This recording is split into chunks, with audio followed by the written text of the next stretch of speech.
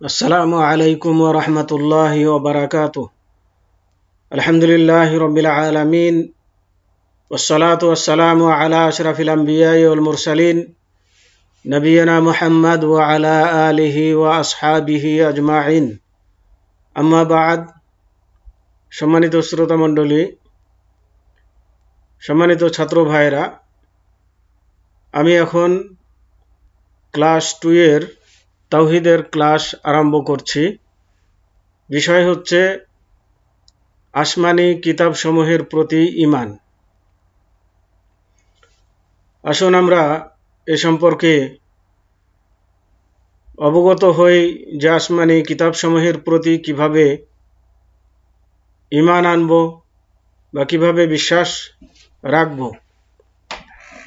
তো আল্লাহ রাব্বুল আলামিন আমাদেরকে তৌফিক দান করুন যাতে করে আমরা আসমানি কিতাবসমূহের প্রতি সঠিক ধারণা পোষণ করতে পারি এবং সঠিক পথ অবলম্বন করতে পারি।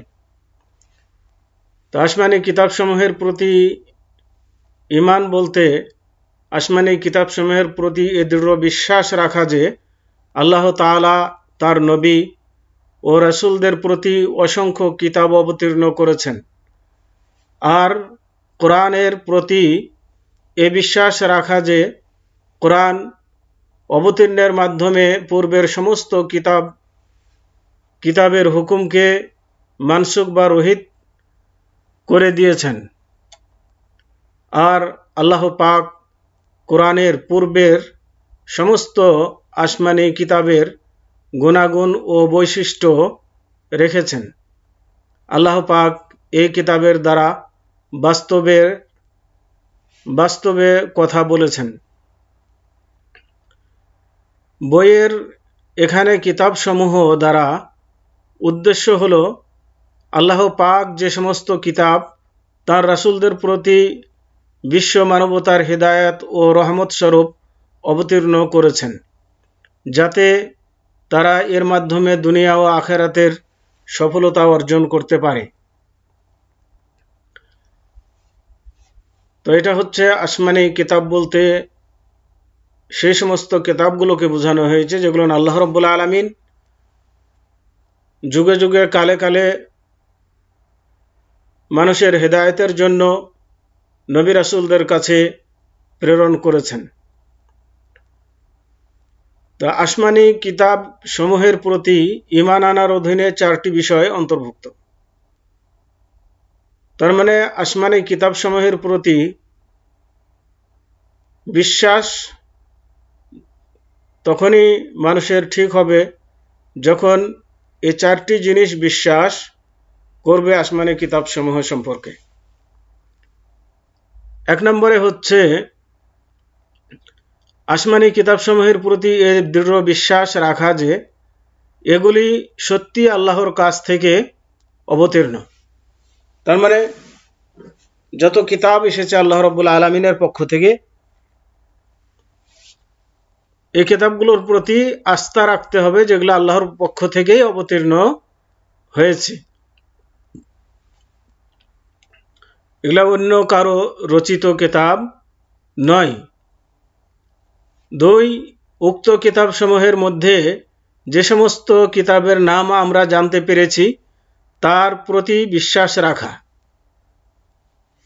যেমন কোরআন মুহাম্মদ সাল্লাল্লাহু আলাইহি ওয়াসাল্লামের প্রতি অবতীর্ণ হয়েছিল, তাওরাত মুসা আলাইহিস সালাতু ওয়াস সালামের প্রতি, ইনজিল ঈসা আলাইহিস সালামের প্রতি অবতীর্ণ করা হয়েছিল, আর দাউদ আলাইহিস সালামকে দেওয়া হয়েছিল জাবুর।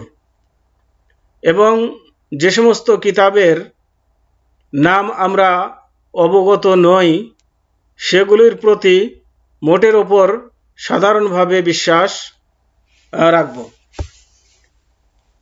তার মানে আমাদের আল্লাহ রাব্বুল আলামিনের পক্ষ থেকে অনেক কিতাব বা সাহিফা অবতীর্ণ হয়েছে, তার মধ্যে কিছু কিতাবের নাম আল্লাহ রাব্বুল আলামিন উল্লেখ করেছেন এবং সেটি কার প্রতি অবতীর্ণ করা হয়েছে তাও তিনি উল্লেখ করেছেন। তো সেগুলোকে সেভাবে বিশ্বাস করব। যেমন মুহাম্মদ সাল্লাল্লাহু আলাইহি সাল্লামের প্রতি কোরআন অবতীর্ণ করা হয়েছে, মুসা আলাইহিস সালামের প্রতি তাওরাত, এবং ঈসা আলাইহিস সালামের প্রতি ইনজিল, দাউদ আলাইহিস সালামের প্রতি জাবুর, এভাবে আমরা বিশ্বাস করব। আর এছাড়াও আরও কিতাব আছে যেগুলোর নাম উল্লেখ নেই, সেগুলোকে আমরা সাধারণভাবে মেনে নিব যে এছাড়াও আরও আসমানি কিতাব রয়েছে যেগুলো আল্লাহ রাব্বুল আলামিন কিতাবে উল্লেখ করেননি।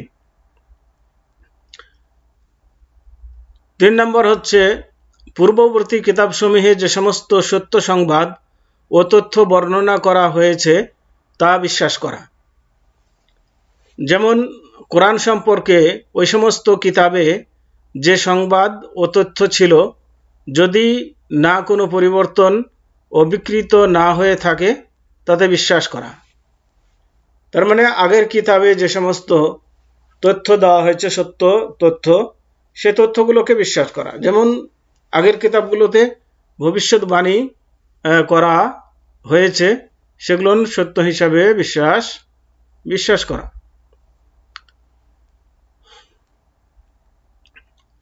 4, মানসুখ বা রহিত না হওয়া পর্যন্ত পূর্বের ওই সমস্ত কিতাবের বিধান ও নির্দেশের প্রতি আমল করা এবং আমরা তার কারণ বুঝি বা না বুঝি উভয় অবস্থায় তার প্রতি সন্তুষ্টির সাথে স্বীকৃতি প্রদান করা।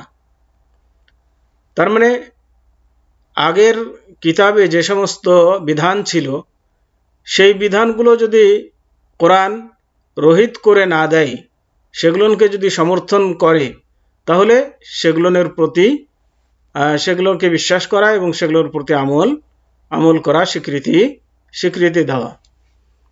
পবিত্র কোরআন মাজিদ অবতীর্ণ হওয়ার পর পূর্বের সমস্ত কিতাবের হুকুম মানসুখ বা রহিত হয়ে গেছে, এটাও আমাদেরকে বিশ্বাস করতে হবে যে কোরআনের মাধ্যমে আল্লাহ রাব্বুল আলামিন আগের সমস্ত কিতাবের হুকুম বা বিধানকে রহিত করে দিয়েছেন। তো যেগুলো রহিত করা হয়নি সেগুলোকে শুধু বিশ্বাস করতে হবে, মানতে হবে, বাকিগুলোকে মানতে হবে না, শুধু কোরআনের উপরে আমল করতে হবে।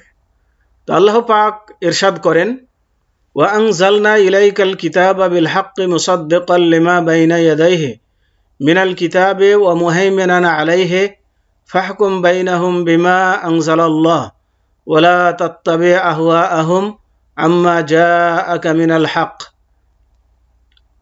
অর্থাৎ, হে রাসূল, তোমার প্রতি সত্যসহ কিতাব অবতীর্ণ করেছি, এর পূর্বে অবতীর্ণ কিতাবসমূহের সমর্থক ও সংরক্ষক রূপে।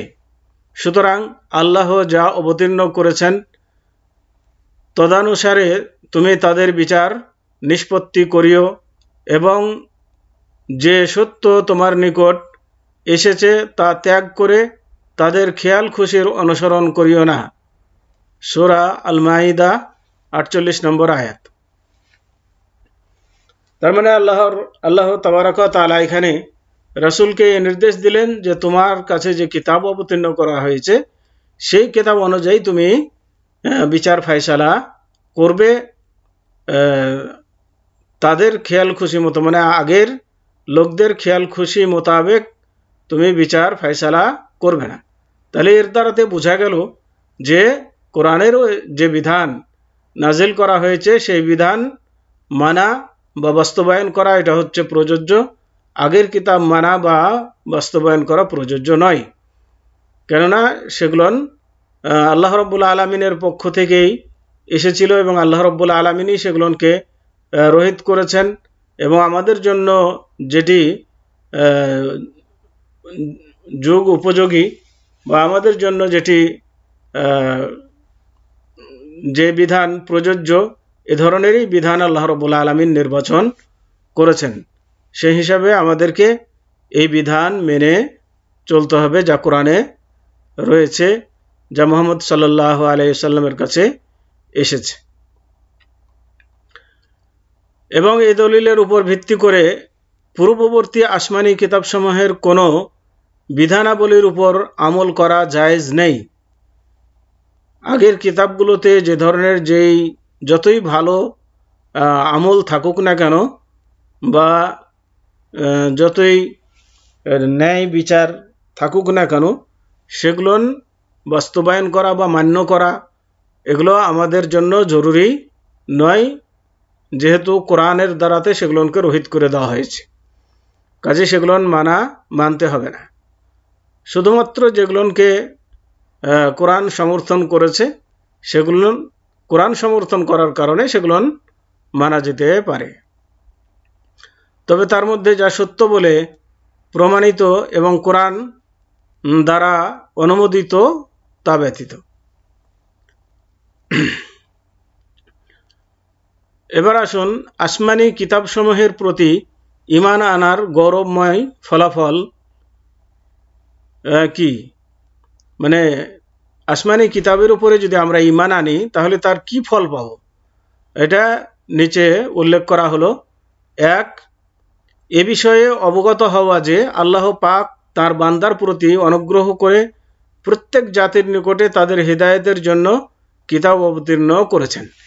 তার মানে এই ধারণা বা বিশ্বাস আমরা পাই যে আল্লাহ রাব্বুল আলামিন তার সৃষ্টির বা প্রত্যেক জাতির কাছে তাদের চলার পথ দেখিয়েছেন। 2, এ জ্ঞান অর্জন করা যে আল্লাহর হিকমত ও প্রজ্ঞা দ্বারা তার শরীয়তে প্রত্যেক জাতির জন্য হেদায়েতের জন্য যা উপযুক্ত সেভাবে কিতাব অবতীর্ণ করেছেন। এখান থেকে আমরা এটাও বুঝতে পারি, মানে আসমানি কিতাবসমূহের প্রতি যদি আমরা ঈমান আনি তাহলে আমাদের এই জ্ঞান অর্জন হয় যে প্রত্যেক জাতির জন্য যে বিধান উপযুক্ত এমন বিধানই আল্লাহ রাব্বুল আলামিন অবতীর্ণ করে থাকেন।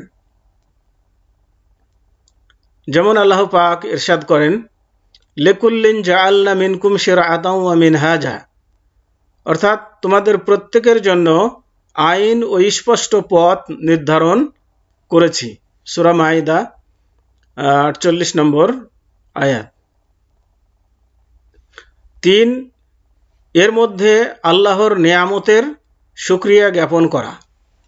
তার মানে আল্লাহ রাব্বুল আলামিন যে এই কিতাব নাজিলের মাধ্যমে আমাদের প্রতি নিয়ামত দিয়েছেন, এই নিয়ামতের শুকরিয়া জ্ঞাপন করা যায়। তো আসুন আমরা যে জিনিসগুলো এখান থেকে অবগত হলাম এগুলো হচ্ছে আসমানি কিতাবসমূহের প্রতি বিশ্বাস স্থাপন কিভাবে করব সেটা সংক্ষিপ্ত আকারে আপনাদেরকে ধারণা দেওয়া হলো। এভাবে আমরা আসমানি কিতাবসমূহের উপরে বিশ্বাস রাখতে পারি এবং আসমানি কিতাবসমূহের উপরে বিশ্বাস রাখলে যে কিছু গৌরবময় ফলাফল অর্জন হয় সেটাও উল্লেখ করা হলো। এই জিনিসগুলো আমরা যেন ভালোভাবে অধ্যয়ন করি, মনে রাখি এবং সেভাবে চলে নিজেকে ধন্য করি। আজকের মতো এখানেই শেষ করছি। ওয়া আখির দাওয়ানা আনিল হামদুলিল্লাহি রাব্বিল আলামিন ওয়া সাল্লাল্লাহু আলা নাবিয়িনা মুহাম্মদ ওয়া আলা আলিহি ওয়া আসহাবিহি ওয়া বারিক ওয়া সাল্লিম। আসসালামু আলাইকুম ওয়া রাহমাতুল্লাহি ওয়া বারাকাতুহু।